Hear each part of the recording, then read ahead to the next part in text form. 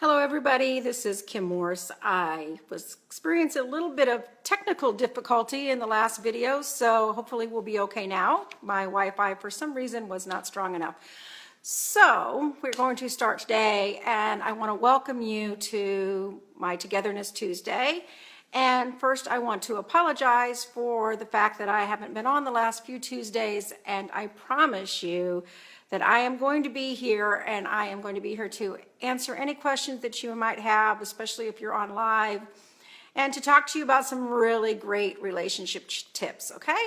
So what we're going to talk about today has a little bit to do with what today is. So, we had this great week of giving thanks for a lot of people and sharing with families, and then today is also Giving Tuesday. So what is Giving Tuesday? Well, Giving Tuesday is where we give to something, a charity or a nonprofit that shares some sort of meaning for us and some sort of purpose. And that's kind of what we're going to be talking about today. We're going to be talking about creating shared meaning in your relationship.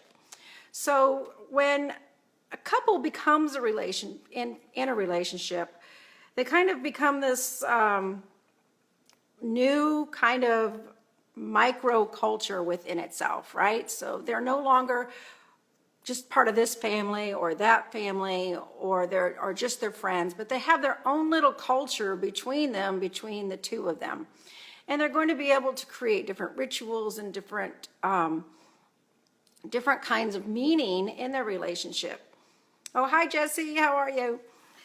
So this is what we're going to kind of look at today. We're going to look at how we create this shared meaning in the relationship. And there's a couple of really great ways to do that.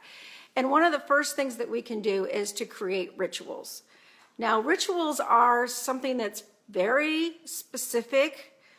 It's something that we are going to really make an event out of. Okay, it's not just something that happens haphazardly. It's very intentional.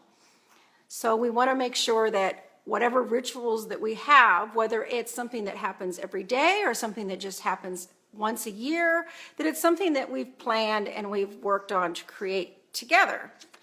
So I'm going to look at a few different questions that we can ask ourselves about rituals to see how well we're doing at creating those in our relationship. So if I read these questions and you and your partner don't seem to be eye to eye with some of these things, that's perfectly okay, because that really gives us the opportunity then to create new rituals for each other, because how we answer these questions is going to be maybe how we look at different things. Okay, great. So let's go to the very first question that I have here. I have it written down so I don't forget. So the first question that I have to ask you is, how are celebrations important to you? And how are celebrations important to your partner? So how do we want to honor these special days in our lives, whether it be anniversaries or whatever event may come up? And I know right now with this season, that's something that a lot of people are thinking of.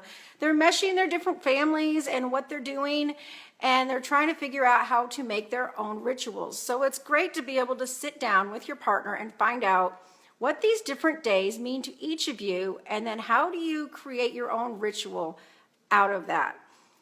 And the second one is, are the end of the day meetings special? So how do you greet your partner at the end of the day when maybe they've come home from work or wherever they've been throughout the day? I know I have a lot of followers that are boating couples, so you're probably together 24/7, but you do part ways from time to time, even if it's just on opposite sides of the boat, right? So how do you greet each other at the end of the day?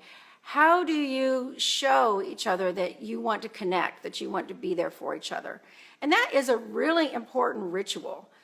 Some couples search each other out. Maybe one person's in one place and that other couple always goes every day and searches that person out to get their kiss hello. Those are rituals, and those are things that we can do every single day to increase that connection and that bond.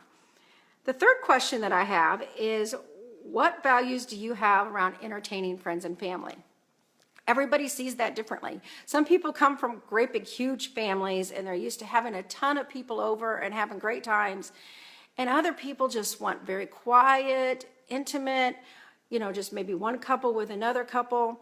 So how are you going to work that into your rituals and what you do? And maybe especially now for this season when families are getting together, how do you want to create that for your family and your friends? And what kind of rituals do you want to build around that? And the fourth one are, some special routines that we have around intimate times. So I'm going to get just a little bit juicy here. So, people say that sex was always better in the beginning. It was more exciting, and then you get into a relationship and you can become bored and complacent. Well, a lot of people think that they want spontaneity. They think spontaneity is going to do it for them. But really, if you create some rituals around your intimacy, we did that in the beginning. We planned these great, wonderful romantic dates. We're going to do all these wonderful things together. We get dressed up, we put on makeup, we maybe put on a little bit of cologne, some jewelry, and then, we set the mood, right? But people get out of the habit of doing that. So if you build up some rituals around that part of your life, then you're going to also make that a much more reconnecting and bonding experience. And then the last thing is doing vacations together. How do you do vacations? Is it something you just do on the fly, or do you really plan out and have some rituals around vacations? Doing a couples retreat once a year would be a really great ritual to fit into your schedule. So creating rituals is one way to really create that shared meaning. Another way to create that shared meaning is to have some shared goals. And that kind of goes back to what we were talking about with the Giving Tuesday.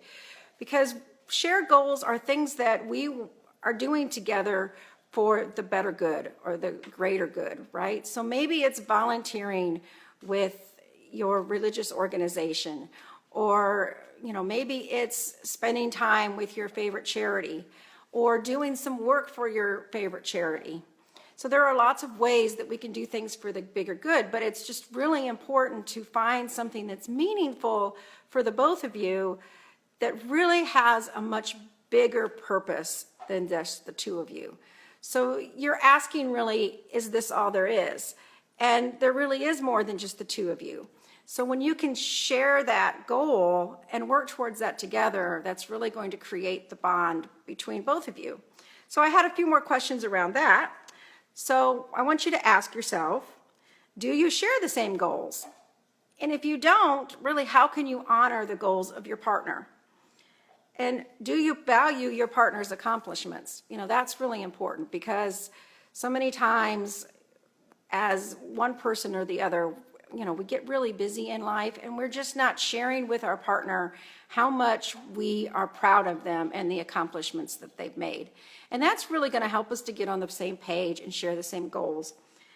And then, of course, what I talked about before, how do you make a difference in the world?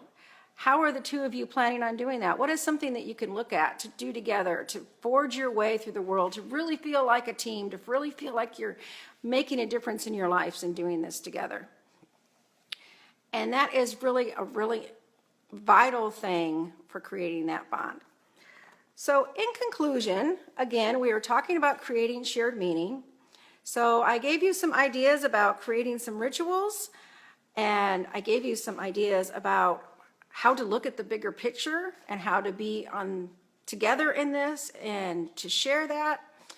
So I hope that you found some great things in here, and I would really love for you to share with me some of the rituals that you have with your partner, some of the things that you do and that you care about and that you do together.